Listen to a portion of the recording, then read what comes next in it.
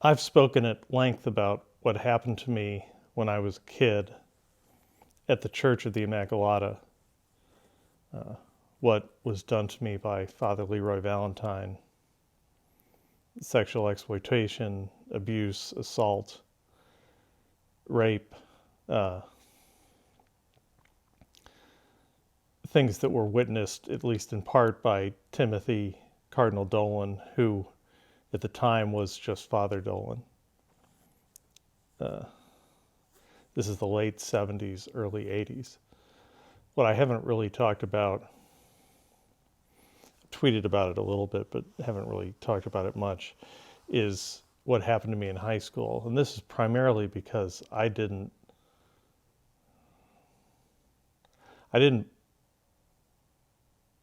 start to put the pieces together until the last year or so. So I was sexually abused at Immacolata by Father Valentine, abuse that was witnessed by Father, now Cardinal Dolan. That was from 77 to 70, Dolan was there from 77 to 79. Valentine was there until the summer of 81. I didn't graduate from Immacolata until 82.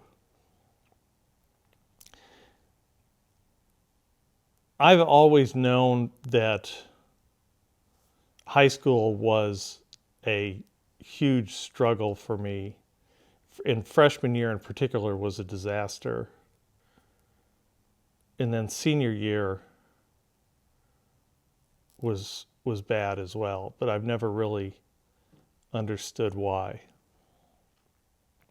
And about a year ago, I was talking to a fellow survivor from Immacolata. This is another guy who can speak to, this is the guy who came forward in late March 2002, who can corroborate the Valentine-Dolan connection. This is the third person who came forward in March 2002 who can corroborate the Valentine-Dolan connection. He reached out to me, it's probably October, November of 2018 or so, with a Facebook direct message that I've talked about before.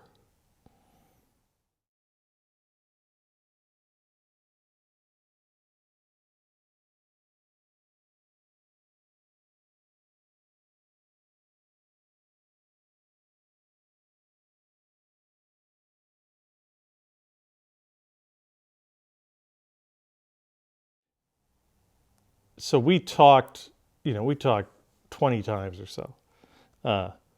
And in the course of telling me his story, one of the things he talked about was how what he experienced affected him academically.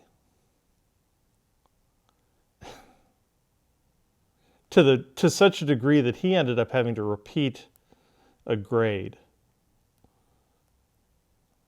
And I remember thinking, and I hesitate because I feel just stupid about it. I remember thinking at the time that I was talking to him, I remember thinking, man, I'm glad nothing like that ever happened to me. I really dodged a bullet there, nothing like that ever happened to me. Which of course is BS, because I had a horrible time throughout all of high school, and in freshman year high school in particular.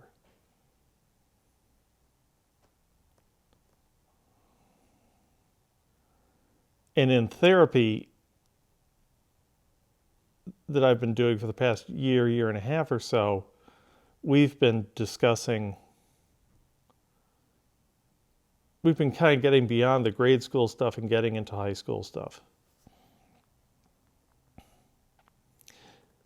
And this is stuff that I've never done in therapy before. Stuff in therapy, I've never really gotten beyond 7th grade or so. Really, I've never gotten beyond December 26, 1980, which is the photograph of the mud cave trip.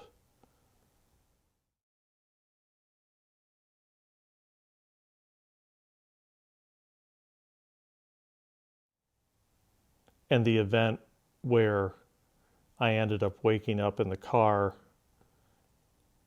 seated next to Valentine, and I believe that he had been touching me just a moment before. And I woke up and I was like, I was just disgusted with him. My first kind of trauma psychologist described it as a flash of insight. But so I've never really, from a therapy standpoint, I've never really discussed past that point, December 26, 1980.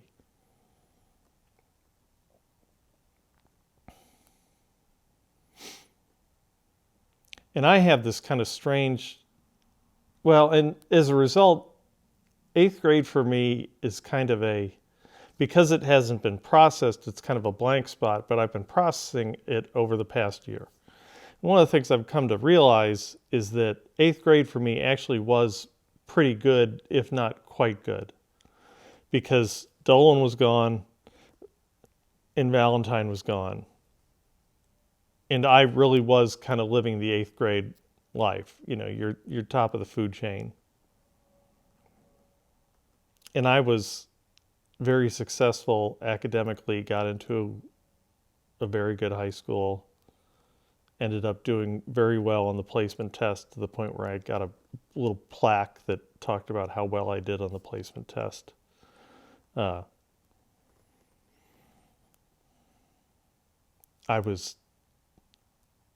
made it into a gifted math program. Wasn't able to do that, I think, because of the abuse stuff. That math program took place over the summer, and I had problems over the summer, so I wasn't able to stick with that. But, I was smart enough I was top of the class kind of material and went to a very good high school, or was able to get into a very good high school. And I remember I was thinking about the 8th grade awards banquet, winning all these awards for, track and that kind of stuff. Our track relay team in particular was very, very good. We won everything basically. But so I remember being kind of on top of the world in 8th grade, which was a real contrast for me given how 4th, 5th, 6th, and 7th grade went, given the whole Father Valentine thing. And, to a degree, the fact that the Valentine stuff was happening and then you had Dolan there seeing stuff and not doing anything about it. But then I go to high school, and in the first quarter of high school, I ended up with a 1.8 GPA.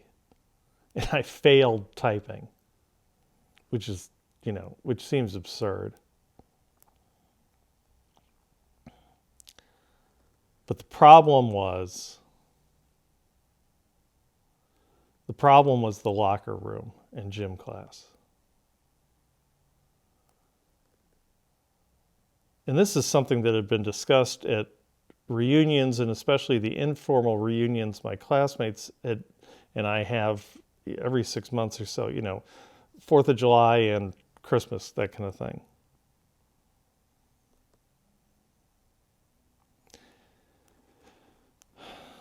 Basically, the locker rooms at St. Louis U High were open season hunting grounds for certain Jesuits. They would roam the locker room. Some of them would like the older boys, and some of them would like the younger boys. So, while I thought that SLU was a safe place for me, that I had escaped Father Valentine by leaving Immacolata, going to SLU, within the first week or so, the first 2 weeks at the most of being at SLU, I came to realize that I was not safe at SLU, St. Louis U High in St. Louis. Because there were Jesuits who would prowl the locker rooms and look at us.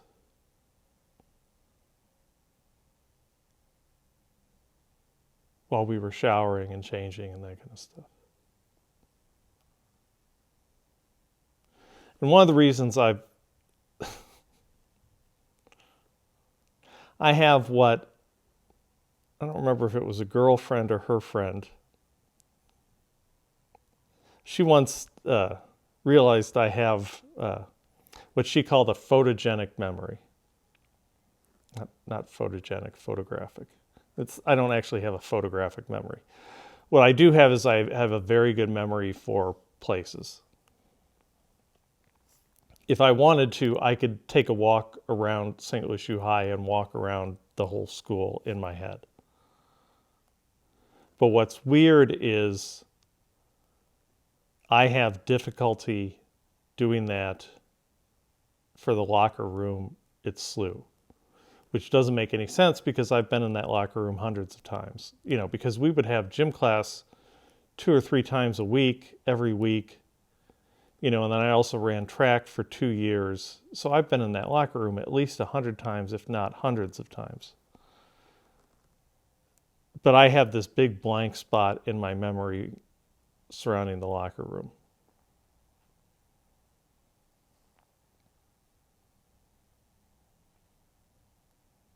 And I should mention that one of the reasons I'm discussing this, one of the things that brought this up, one of the reasons I'm recording this now, is that a year ago, well, about a year and a half ago, the Jesuits released a list of predators. And a teacher from SLU that I went on a trip to Haiti with was on that list, and that connected something for me. And I'm not really going to talk about that. But I got a letter so I went to the Jesuits and I talked about this locker room stuff with the Jesuits a year ago. And I talked about my experiences with that teacher. Stuff that happened in Haiti.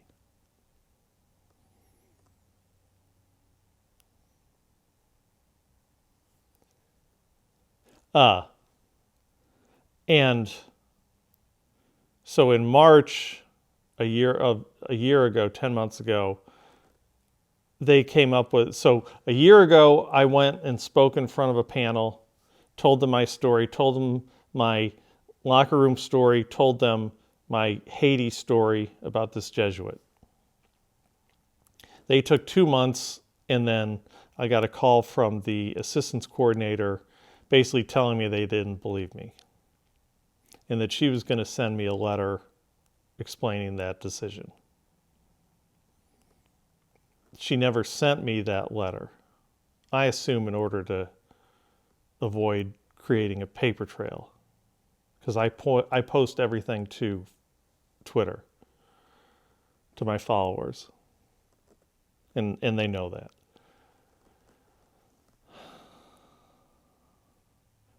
Well, so 2 days ago, or yesterday actually,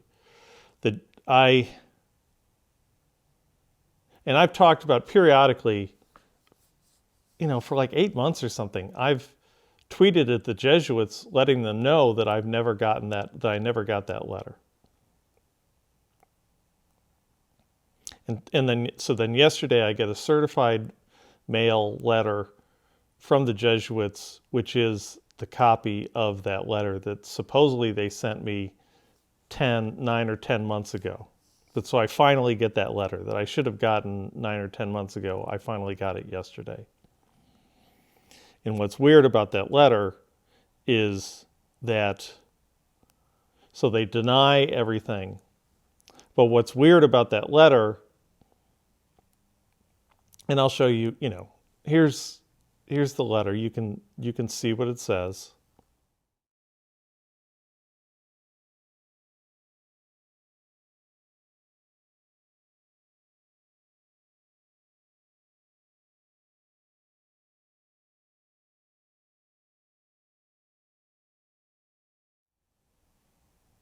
But what's weird about the letter isn't what it says, it's what it doesn't say. And what I want to talk about is what the letter doesn't say. What the letter doesn't talk about is all the locker room stuff. The letter addresses the Haiti stuff and then just disregards that, says it never happened.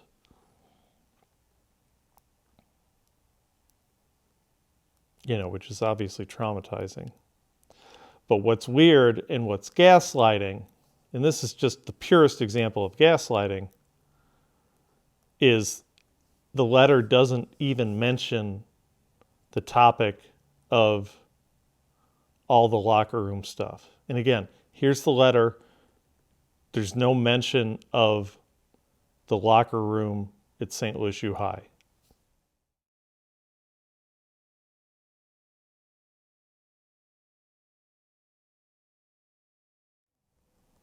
So what bothers me so much about that, and when I get upset, I pick at my fingers.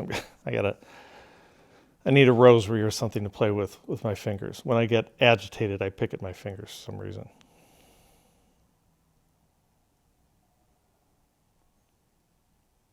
So in that meeting that I had with the Jesuits almost exactly a year ago, that was like an hour and a half meeting or so. I spent half the time talking about the SLU locker room stuff,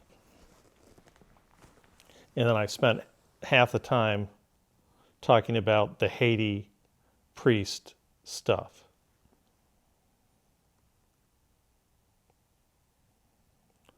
And what I want to talk about in this document, because I could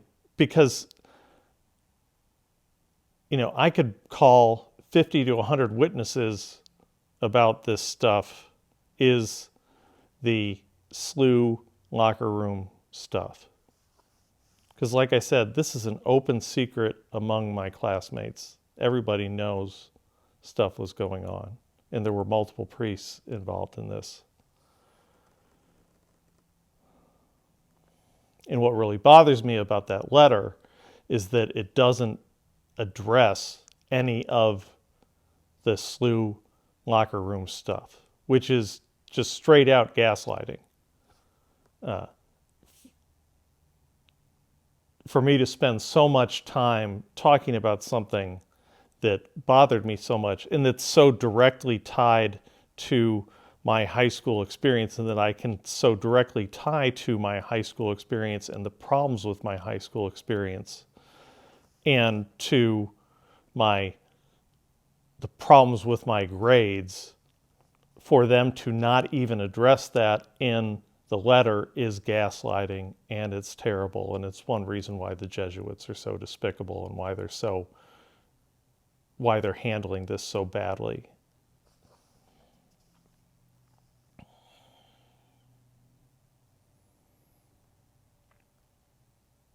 So one of the things I should talk about that meeting, about why this is happening, is that, so even though that meeting was run by the Jesuits, one of the principals was the same person who was involved in the process of the Archdiocese of St. Louis, a guy named Deacon Phil Hangen. Now, I've since come to understand that to a degree he was just doing his job, but he's doing a wicked job.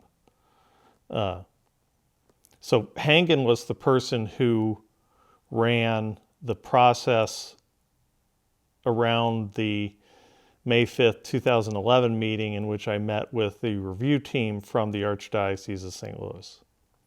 So in that review team, I told them all the same stuff that I told Cardinal Dolan, then Bishop Dolan in early March 2002, that I told Nancy Brown in mid-March 2002, Dolan told me it didn't mean anything. Nancy Brown told me it didn't mean anything. The people at the review team on May 5th, 2011, they never actually, well, it took them 3 months to give me an official verdict. They eventually told me it didn't mean anything.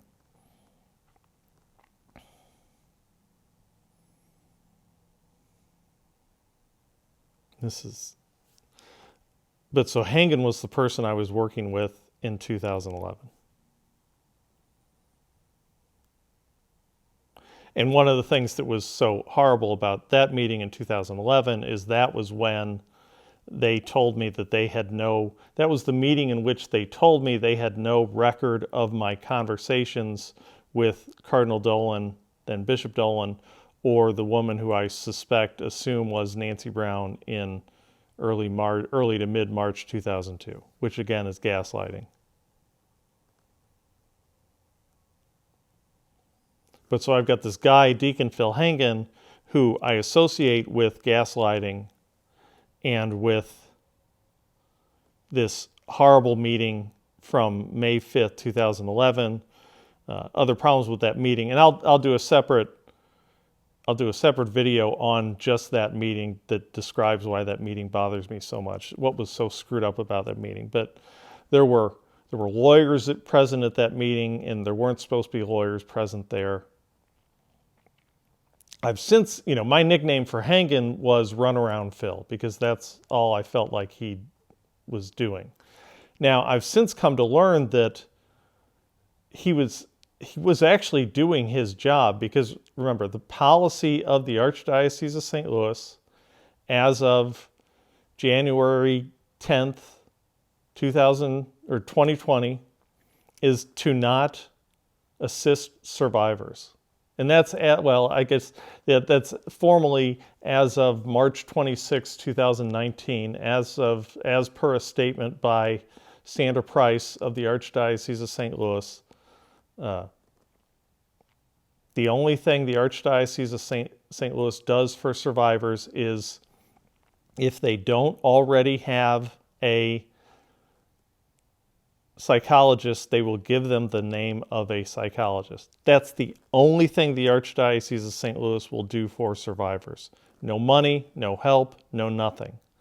They will only give survivors the name of a psychologist if they don't already have one. Now, I didn't understand that at the time. So to a degree, some of what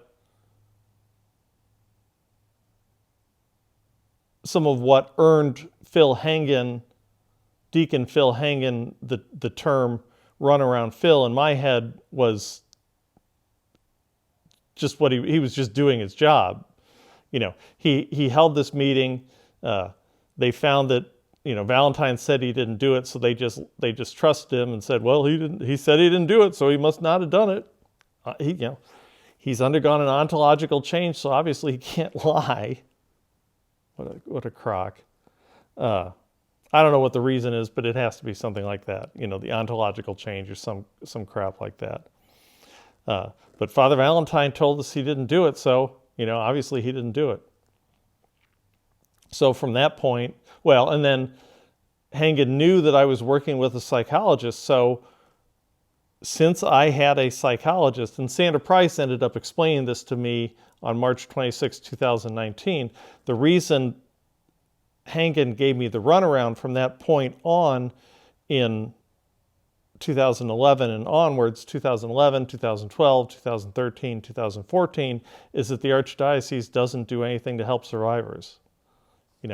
Because I had a psychologist, Hangen had done everything that the Archdiocese does. So that's actually proof that the Archdiocese doesn't do anything to help survivors. But so I had this horrible experience with Deacon Phil Hangen where I feel like I'm getting the runaround and I get all this gaslighting from this 2011 meeting, and it takes me, and then they permanently remove Valentine in 2013, and Hangen never calls me. Nobody calls me to let me know to warn me that he's being permanently removed, much less to help me. I have all these horrible experiences with Deacon Phil Hangen, and I finally get him out of my head. I kind of get over him. I process all that stuff. I spend years in therapy. And then I find out right about a year ago, I find out that he's in the process of the Jesuits UCS, which is the division of the Jesuits responsible for St. Louis U High. So now I have to go through the same process again with Deacon Phil Hangen. So I go into the meeting with the Jesuits. This is, I think it's late December 2019. Carol Brescia, the assistance coordinator, who's also the assistance coordinator for the Archdiocese of St. Louis, is there. She's my point of contact. Deacon Phil Hangen is there, and then there are 2 Jesuits. And I think they have Hangen in the process just to fuck with me, just to shake me up.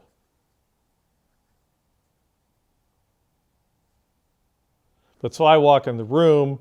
He offers to shake my hand. I refuse to shake his hand.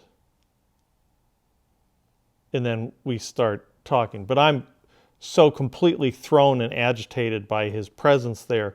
I was aware that he was going to be there. I think Brescia had told me a day before, maybe 2 days before, that Hangen was going to be there. So I was a little bit able to be prepared psychologically, but I hadn't seen Hangen in person since May 5th, 2011 at this disastrous meeting with the review team for the Archdiocese of St. Louis. And just merely sitting in the room with Hangen for this Jesuits process was bad enough. Just triggering is all hell.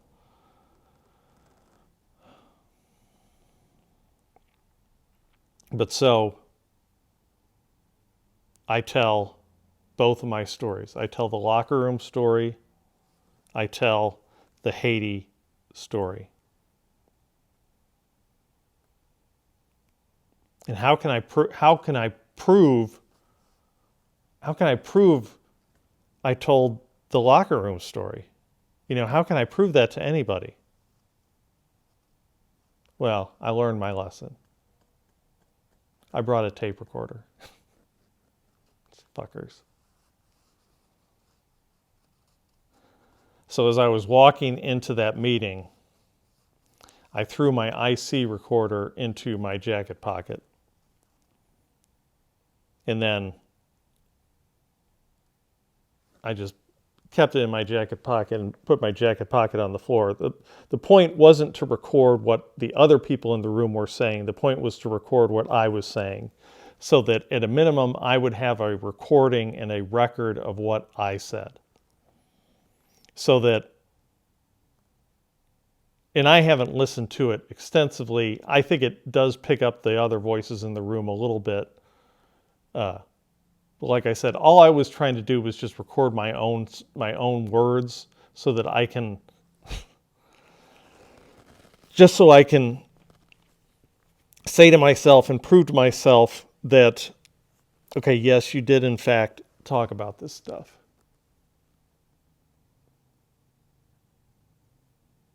Because that's one of the difficulties about the 2011 meeting. In the 2002 meeting, one of the things that really screwed me up was when in the 2011 meeting, they were telling me, we have no record of your conversations with Cardinal Dolan. We have no record of your conversations with Nancy Brown. What did she look like? Where did she live? Where were her offices? Do you remember where her offices were? What was her hair like? Was her hair like short like mine, or was it long? What did her office look like? Those were the questions they asked me at the 2011 meeting. And that just blew my mind. Because I knew, again, I have a photogenic memory, photographic.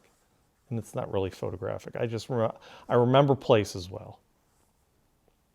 Well, and I remember places well enough that after that 2011 meeting, I was so freaked out about the Nancy Brown stuff that I ended up driving into downtown Clayton to the place where I met with Nancy Brown, but for whatever reason, I literally wasn't able to see her building. I drove around in front of her building, on the street in front of her building, like on that day it was like 10 times. In the weeks and months and years after, I must have driven past it 100 times, but I literally wasn't able to see her building. It took me 5 years to be able to see her building. But then when I was able to see it, it was exactly as I remembered it.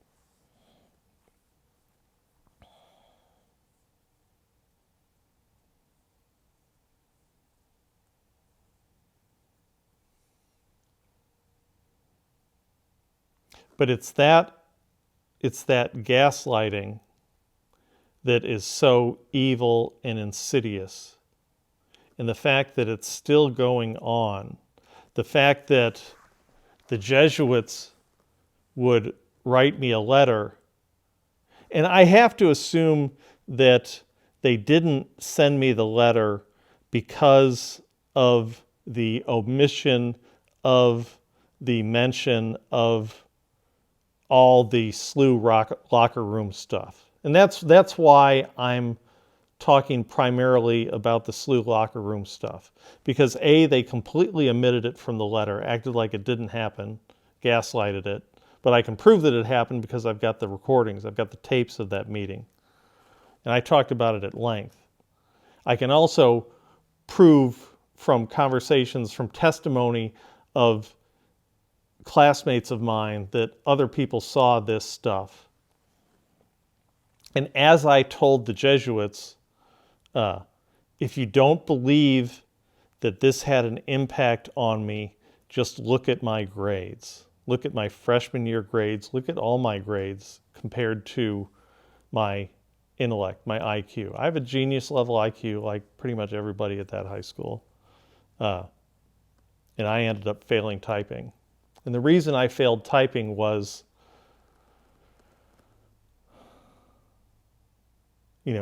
within the first or second gym classes, it became obvious to me that I was not safe at SLU and I was not safe in that locker room.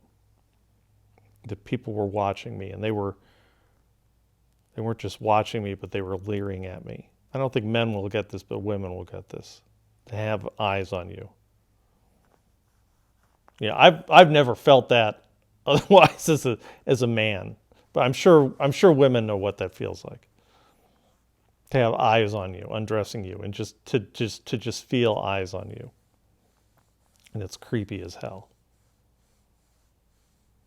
Thank God I've never done that to a woman, because, ladies, I know what that feels like. And it's so bad that I'm having trouble kind of maintaining my train of thought.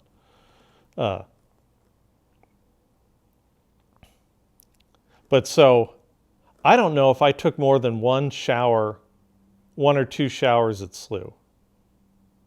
And that was a big enough deal that I remember you would get, if you didn't shower after gym class, you would get a demerit.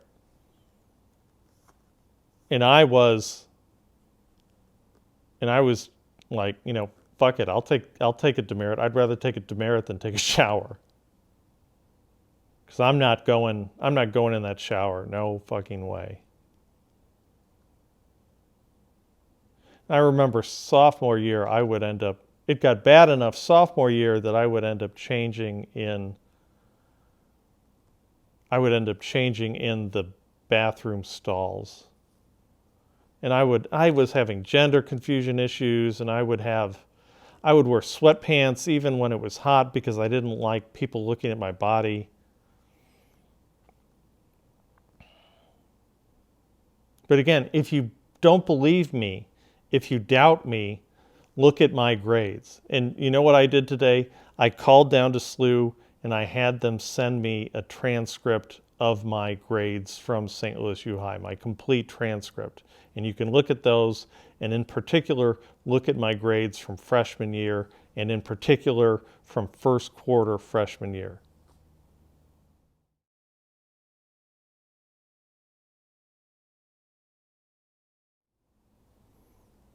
And the problem with typing was that we had to practice at home. And my typewriter was downstairs in the southeast corner of our family room. And I got so triggered by what happened to me at SLU. God, my heart is beating like hell.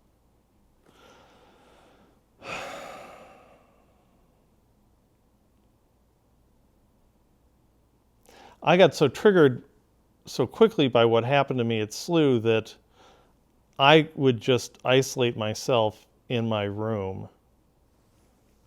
And this is one of the problems with Dolan. I've told a number of psychologists and psychiatrists about this behavior, and I always labeled this as ADHD, but in reality it was PTSD. I would go up in my room and I would turn on the stereo, or I would have my headphones on and I would have the TV on, and I would be like reading, and I had to have all this stimuli on me. And I described that as an ADHD thing, but it doesn't make sense as an ADHD thing. What I was trying to do was I was trying to just like drown out everything and distract myself. And then the other thing that I would do was I would just go to sleep. Like I would go to sleep at like 6 or 7 o'clock. But so when you're putting that much effort into just trying to maintain your mental health, you don't have much time for homework. You can't study. Can't do your homework, you can't memorize anything. And that was the whole problem with my grades all throughout high school, was I was completely unable to memorize because of this need to distract myself. And I still have it, now. I've found some music that's like instrumental and upbeat and that distracts me and satisfies my need to distract me when I'm triggered, but that doesn't have lyrics, so I can still kind of think and write. But it's still difficult. It's still something I wrestle with. But so merely studying in my room was difficult. And and I was just thinking about this now. For a while, I don't remember how long it was. I think it was maybe sophomore. I think freshman year my solution was to distract myself, and then sophomore year a lot of my solution was to just sleep all the time. Like I'd come home and go to bed at I'd come home and I'd hide it from my mom, and I would go to bed right after dinner. I'd go to bed like right after 7. And it was just a way of hiding. I would sometimes have bad dreams, but it was the probability of having bad dreams was lower than the probability of having intrusive thoughts when I was awake, basically. So it just made more sense to sleep than to stay up and distract myself. So obviously I'm trying to maintain my mental health, and school and everything came last. And to get back to the point about typing and failing typing, if I'm stuck up in my room trying to distract myself from all this stuff that's coming back at me, because it was like having that 8th grade year off when everything was great, that made everything freshman year that much worse, because I had this whole year where I thought I had this one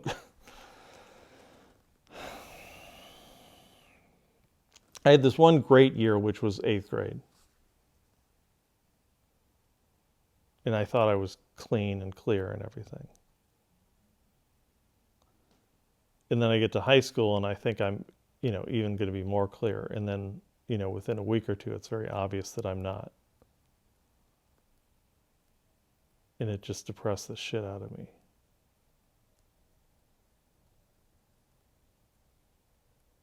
But so I'm putting all this time and effort into just, not killing myself, and things like doing homework, and even leaving my room became a chore. And to leave my room, in order to do my typing homework, I had to have to leave the room. So I just didn't do my typing homework. It was better for me to take the F than to leave the room. It was leaving my room and all my distracting stuff was scarier than getting an F in typing.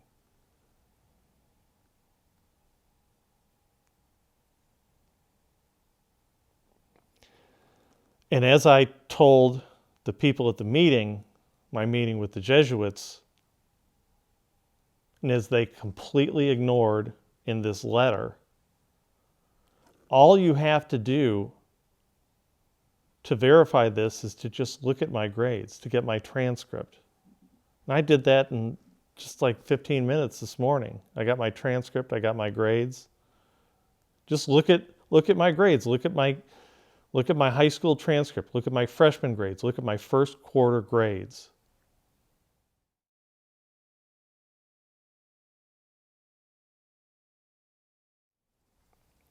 But for the Jesuits to send me a letter, first to not send me that letter for 10 months, I assume in order to keep from creating a paper trail, and also to disguise from me the fact that they aren't even going to acknowledge the whole locker room conversation, which is just gaslighting.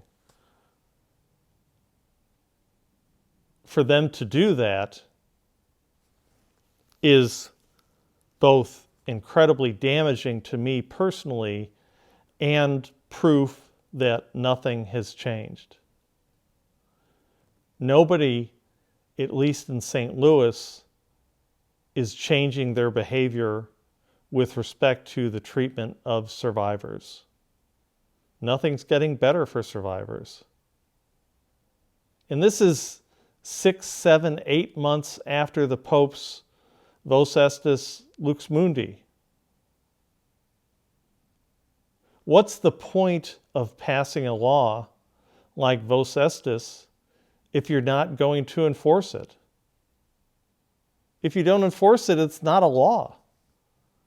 And evil people know that. The Jesuits know that. The Archdiocese of St. Louis knows that. So when is the Catholic Church, the Vatican, and the Pope going to get serious about the abuse crisis and get serious about helping survivors?